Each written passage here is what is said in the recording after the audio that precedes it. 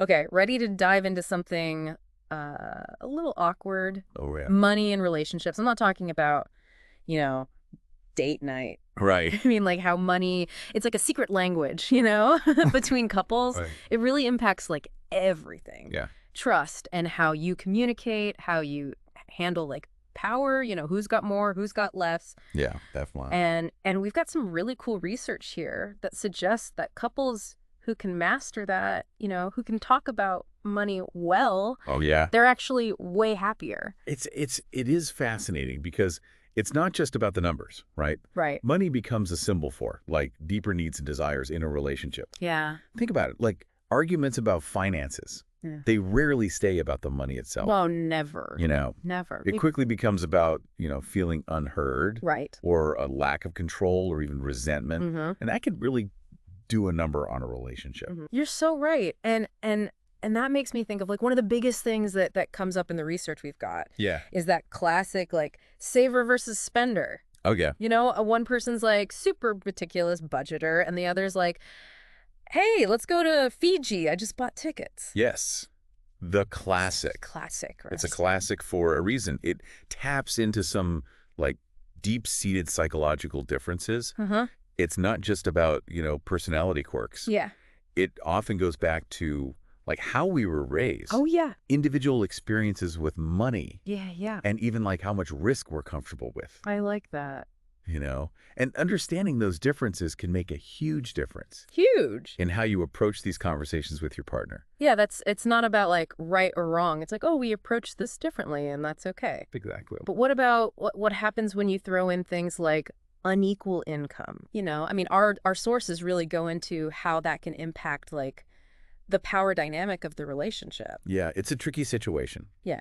And it can be really difficult to navigate, like, when one partner earns significantly more. Right. Or comes into the relationship with a lot of debt. Yeah. It can lead to these feelings of imbalance. Mm-hmm. Mm-hmm. And, the lower earning partner might feel like they have, like, less say Oh, for sure. in financial decisions, right? Yeah. Yeah. And that can breed resentment. Totally. And lead to some pretty unhealthy power struggles. Yeah. It makes me wonder, like, how do you even begin to address that in a way that's healthy? It all comes back to communication. Uh-huh. And I don't just mean, like, talking about money. Right. Right. It's about creating a space where both partners feel safe to express, like, their needs and their concerns. Right. Even the uncomfortable ones. Yeah. For some couples, that might involve, like, seeking guidance from like, a financial therapist or a counselor. Oh, okay. Someone who can help, like, facilitate those conversations in a neutral and productive way. I like that. It's like a referee. Right. Like you need someone to kind of just be there to kind of keep it fair. Yeah. Keep it fair, exactly. But sometimes, even with the best intentions, like sometimes communication just totally breaks down. Right. And some of our sources, they talk about how dangerous that can be. Oh, yeah. It's almost like letting resentment just simmer, Yeah. on low heat until it boils over. Oh, yeah. Right? Like unmet expectations, they just fester. Yeah. Small disagreements turn into these huge blowouts. Oh, yeah. And suddenly you're dealing with like a full-blown relationship crisis. It's so true. Like, silence is golden. Right. Not when it comes to money. Not when it comes to your finances, no. No. Speaking of things that, we don't like to talk about. Yeah. The research also goes into this, I don't know, this kind of murky world. Yeah. Of financial infidelity. Oh, yeah. Like secret credit cards, Mm-hmm. hidden purchases, even like entire accounts you're hiding from your partner. Yep. Ouch. The impact on trust can be absolutely devastating. Yeah. And it's not just about the money itself. Right. It's the breach of confidence. Yeah. The feeling that your partner has been living this double life. Right. That kind of betrayal can be incredibly difficult to heal from. It makes me wonder, like, what drives someone to that? Is it fear or shame or something else? Do you have any thoughts on that? It's a great question. Yeah. And it's what our sources tackle head on. Okay. In many cases, financial infidelity stems from deeper issues like low self-esteem. Oh, wow. Or a need for control, or even like addiction, right? Sometimes it's a misguided attempt to like protect the partner from, financial worries. Right. But more often than not, it it backfires. Yeah. Spectacularly. So it seems like the key is to like address whatever that deeper issue is, Yes. not just the behavior. Yes, absolutely. But how do you even begin to unpack that Right. without, causing more damage? That's where professional help can be like really invaluable. Okay. A therapist can help couples explore those deeper emotional wounds Okay. and develop like healthier coping mechanisms and ultimately rebuild trust. Yeah. It's not an easy process, but it is possible to move forward from financial infidelity Okay. and even strengthen the relationship. Okay. I'm curious, do you have any thoughts on how couples can prevent those issues Oh, yeah. in the first place? One of the most powerful tools Mm-hmm. is creating that culture of open and honest communication Right. from the very beginning. From the get-go. Yeah. That's so important to create that foundation of Yeah. trust and honesty Absolutely. right from the start. Yeah. One of the sources we looked at had this great analogy. They compared it to like learning a new language. Okay. If you and your partner can learn to speak, the language of money like fluently, Right. you can prevent so many issues down the road. Yeah, it's a great analogy. Yeah. And just like learning any language, it takes time Right. and Yeah. effort and a willingness to be a little vulnerable. Yeah. But the payoff is huge. Yeah. It's about understanding your partner's their money blueprint, Okay. their fears, their aspirations, and finding ways to like align your financial goals Right. without sacrificing, individual needs.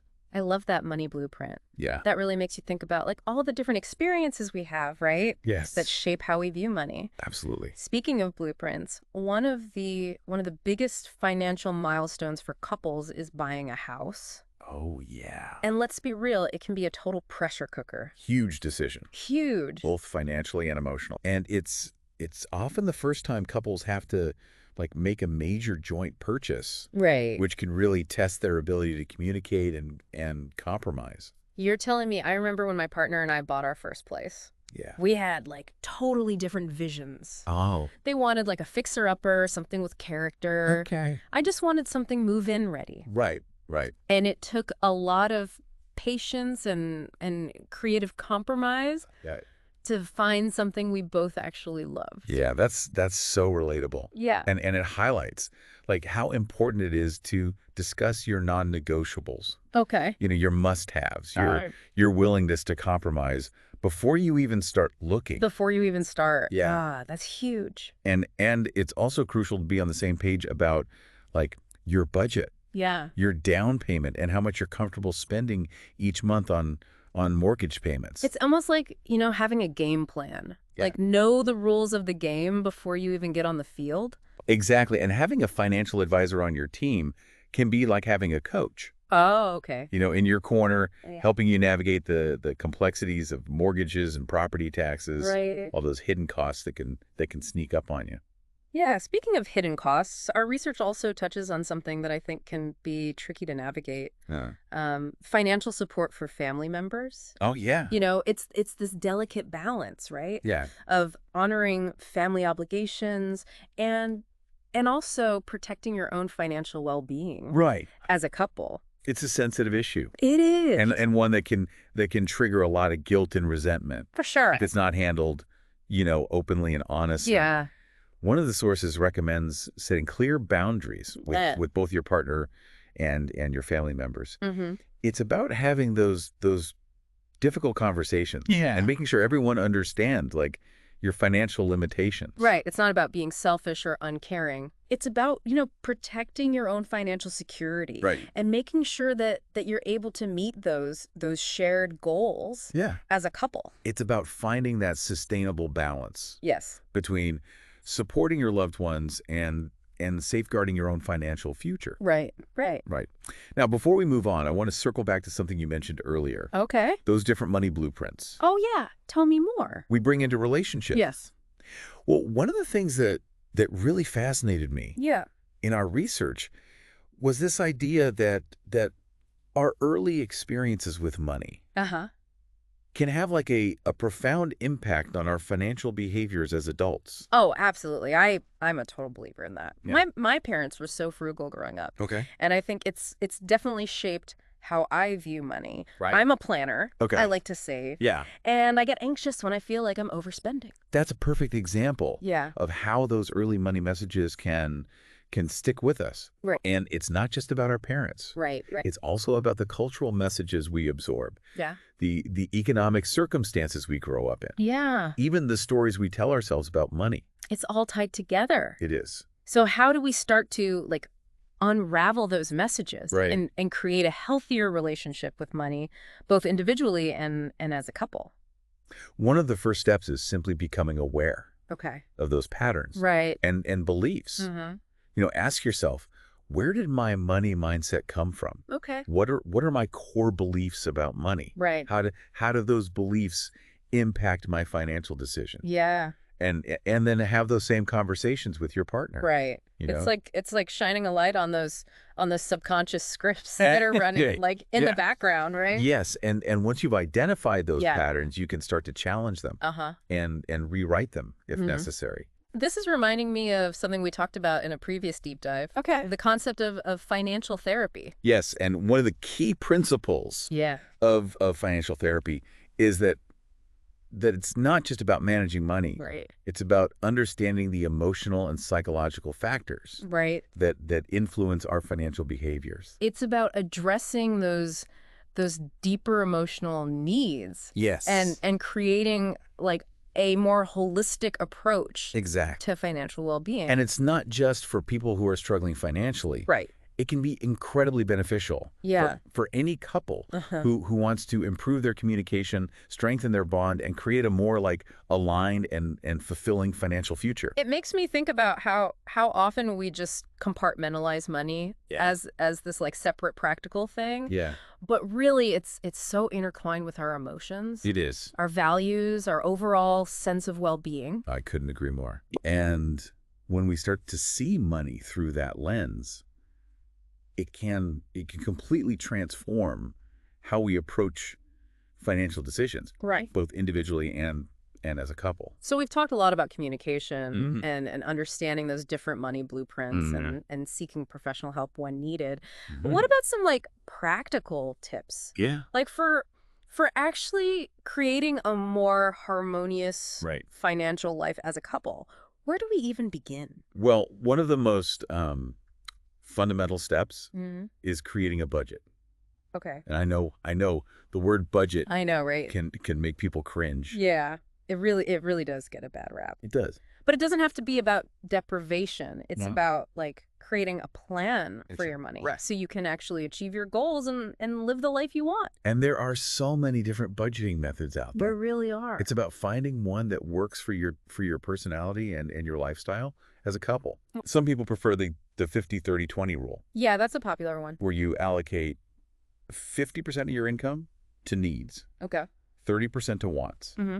and 20% to savings and debt repayment. Okay. Others prefer a more detailed approach, Right. where they track every penny. Yeah. I think the key is to find a system that feels empowering and sustainable, Absolutely. not overwhelming or restrictive. Yes. And it's something that you can kind of revisit Right. and adjust as your needs change. Absolutely. And remember, budgeting isn't about perfection. Right, right. It's about progress. Progress, not perfection. It's about making conscious choices yeah. about how you spend your money. Right. And working together as a team Yeah. to achieve your shared financial goals. Absolutely. And speaking of working together, what are your thoughts on joint versus separate accounts? Oh, that's the classic debate, It is. and one that doesn't have a right or wrong answer. Right. The best approach really depends on the couple, Yeah. their individual needs, Right. their values, Mhm. and their communication styles. I think it can be such a loaded topic. Yeah. Choosing to keep your finances separate is sometimes seen as a lack of trust or commitment. Right. It's true. Yeah. And it's important to remember that separate finances don't necessarily equal a lack of trust. Right. For some couples, it's about maintaining a sense of independence Right. and autonomy. Yeah. Yeah. And for others, it might be about, respecting different spending styles Right. or managing finances from from previous relationships Mhm.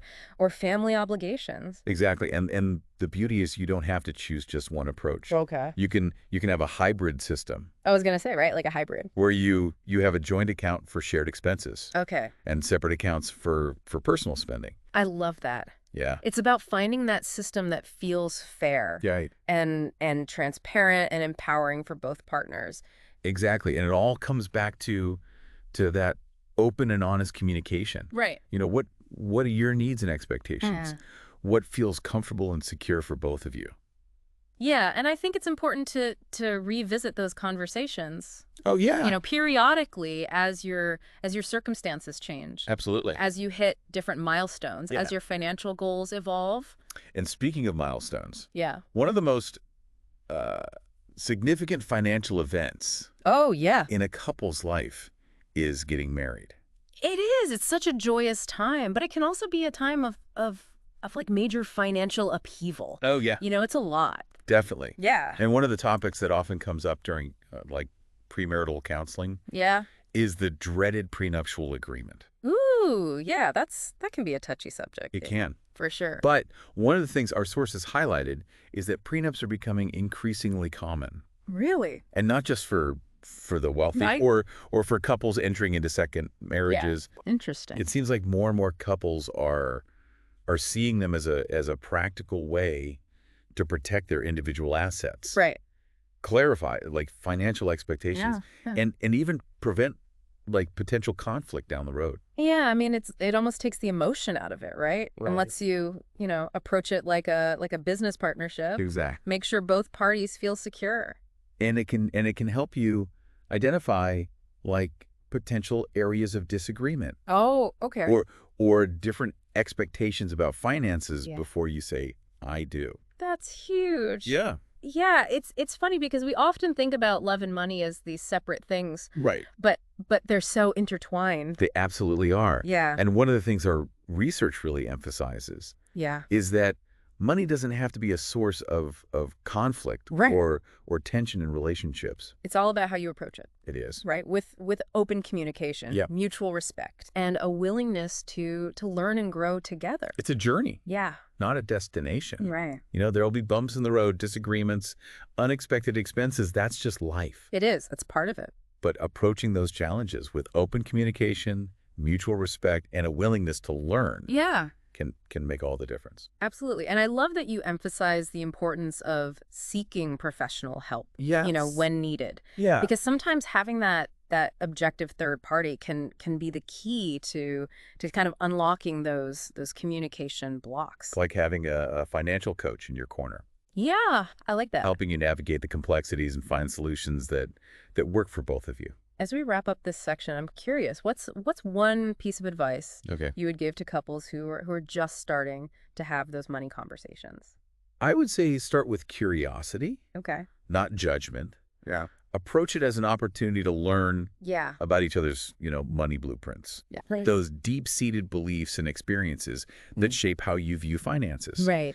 And remember, it's a process. Yeah. Not a one-time fix. It's like anything in a relationship. It takes effort and communication. Absolutely. And a willingness to grow together. Yes. It's funny how we always try and keep like money and emotions separate. Yeah. But money is so personal. Oh, it is. It's tied to, how secure we feel, our self-worth, our dreams for the future. Right. And it can be like a breeding ground for all sorts of feelings. Right? Absolutely. One source even uses the term like financial therapy Okay. to describe this process of unpacking those emotional connections. Yeah. It's about recognizing those triggers and patterns Mhm. that can sabotage our best intentions, Totally. both individually and as couples. It makes me think of that saying like, money can't buy you happiness, but it can buy you out of a lot of therapy. Right, exactly. So, I mean, but seriously though, if therapy helps us understand our relationship with money, Right.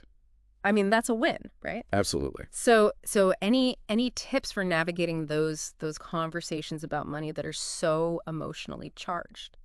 Because let's be real, it's not always, sunshine and roses. One thing our sources really emphasize is active listening. Okay. It sounds simple, Yeah. but truly hearing your partner, Right. even if you disagree, Yeah. can be a a game changer. Huge. It's about validating their feelings Right. and acknowledging their perspective before, jumping in with solutions. Yeah, I'm a big fan of, I see where you're coming from. Like, Yeah. even if you don't agree, Exactly. it shows that you're at least trying to understand their side of things. Right. Do you have any go-to phrases when these conversations start to get a little heated? I think I statements are incredibly powerful. Okay. Instead of, you're always overspending, I feel anxious when we go over budget because it impacts our goals. Oh, that's good. It shifts the focus from blame Right. to your own experience.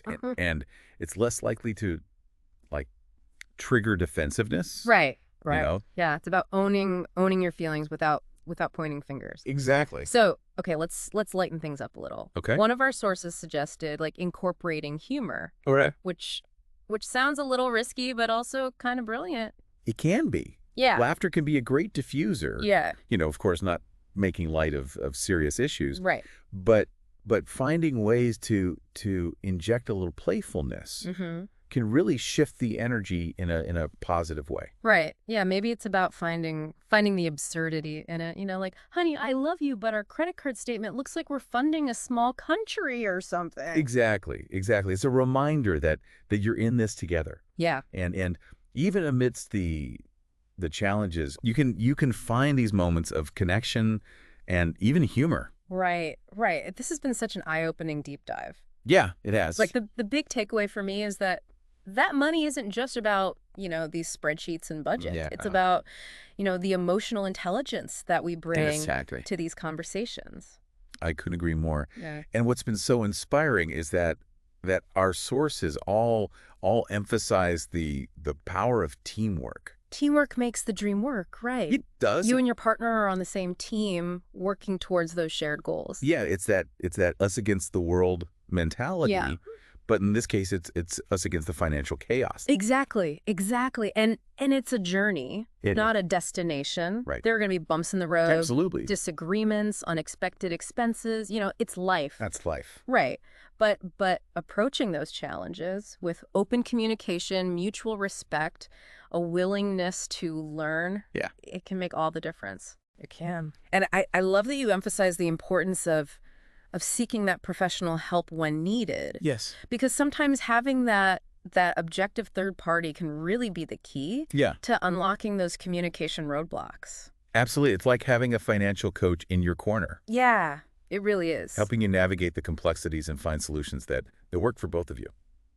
So as we wrap up this deep dive, I want to ask you, what's one piece of advice you would give to couples who are just starting to have those money conversations? Start with curiosity, Okay. not judgment. Okay. Approach it as an opportunity to learn about each other's money blueprints. Right. Those deep-seated beliefs and experiences Yeah. that shape how you view finances. Yeah, and remember, it's a process. It is. It's a process. It's not a one-time fix. Not a one-time fix. We've covered so much ground in this deep dive. We explored those classic challenges like, savers versus spenders. All right. We tackled those tricky topics like financial infidelity. Yeah. And we even dove into the emotional side of money. We did. And I think through it all, the message is so clear. Yeah. Money doesn't have to be a source of stress. No, it doesn't. Or conflict in a relationship, with the right approach. Right. It can actually be this really powerful tool Yeah. for building a stronger, more connected relationship. I couldn't agree more. It's about shifting that mindset from money as a problem to Yeah. money as an opportunity. Right. Right? A shared opportunity to create the life you both want. Exactly. So to our listeners, we leave you with this challenge. What's one small step Yeah. you can take this week to improve your financial communication with your partner? Maybe it's scheduling a money date, or expressing appreciation for their contributions, or even just committing to listen with empathy and understanding. Yeah. Even the smallest actions can create that ripple effect, All right. leading to greater financial harmony and a deeper connection in your relationship. I love that. Thanks for joining us on this deep dive, and until next time, may your finances and your relationships flourish. I love it.